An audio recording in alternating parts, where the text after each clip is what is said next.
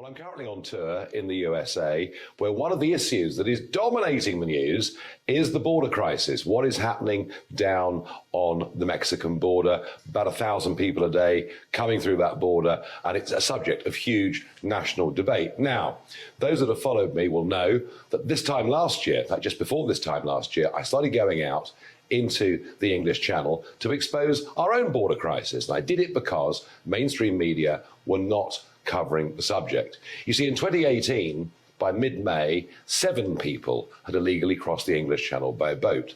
In 2019, that figure was around about 450. But when I went out last year to expose this story, well, by this time last year, 1,300 people had crossed the channel. As a result of me going out there and lots of you watching this and passing it on to your friends, we actually got mainstream media to cover the story. Well, I bet you don't know what's going on in the English Channel right now because mainstream media are not covering this at all. Let me tell you that to date, the number that have come illegally across the English Channel, at least the number we know of, is now approaching 3,000. I said this time last year that 5,000 people might come throughout 2020. I was wrong, completely wrong.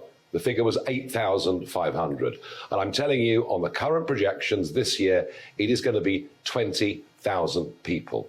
Now, you might see the odd picture in the Daily Mail or elsewhere of a 5 or 6 year old child that comes across, but be in no doubt, 85% of those that come are young men. We've noticed this year a much larger number of Vietnamese people coming, but basically we haven't got a clue who these people are. I also covered last year where they were going. Hotels being filled up all over the country. Well, the government have now run out of hotels to put people in, so they're turning to private accommodation. I even learned today that my home village of Down, where I was born and raised and where I still live, very close by, I've even heard today that in the name of social housing, we will have illegal immigrants put into our village. This is spreading throughout the entire country. It is costing a fortune. It poses a national security risk, given that we don't know whether some of these that are coming were perhaps fighting for ISIS a couple of years ago. We just simply don't know. What's the response to all of this? Well, every time I raise this issue, Priti Patel, the Home Secretary, comes out with a big, tough statement about what we're going to do. And the Queen's speech a couple of days ago was no exception to that rule. We're now told that anybody that comes into the UK through a safe country will not be able to claim refugee status. Fine. But what she hasn't said is what will happen to them. Will they be returned back to France from whence they came? We have no agreement with the French to do so. And what it means is nothing is going to change whatsoever. This crisis will continue. The upset to communities where all these people are put will continue. And I'm afraid 2021 is going to get a lot worse. So this is my first attempt to flag what is really going on this year. Have a look at some of this footage.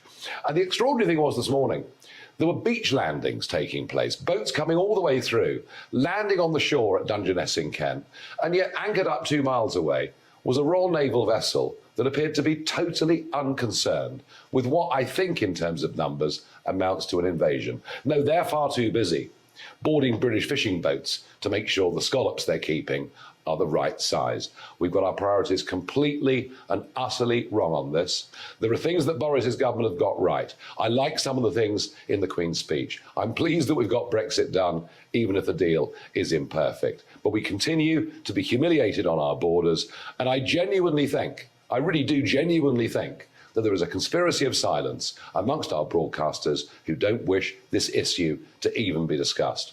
What I will promise you is when I am back in the UK from this tour of the US, I'll be back out in the English Channel on a boat and I'll get some footage and I'll make sure mainstream media have to wake up. We will make America great again.